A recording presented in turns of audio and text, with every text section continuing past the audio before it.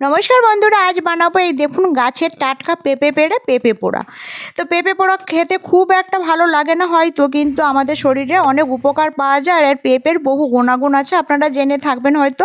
তো ওনান ধরে গেছে, ওনানের মধ্যে নেট বসিয়ে পেঁপেটা দিয়ে উল্টে পাল্টে 1 ঘন্টা ধরে পুড়িয়ে নিয়েছি। আমার এখানে পেঁপেটা পোড়াতে বড় তো পেঁপেটা 1 ঘন্টা টাইম লেগেছিলো।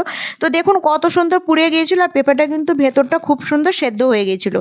তো ছুরির সাহায্যে দেখুন হালকা করে পুরো খোসাটা ছাড়িয়ে নিচ্ছি। মাছ বরাবর কেটে নিয়ে সরু সরু করে ফালি করে নেবো পেঁপেটা। তো ভালো করে পরিষ্কার করে ধুয়ে নিচ্ছি। ধুয়ে আমি এখানে হালকা করে নুন ছড়িয়ে দিয়েছি। দেখুন নুন মাখিয়ে নিয়ে আর একটা বাটিতে কাসুন্দি নিয়েছি।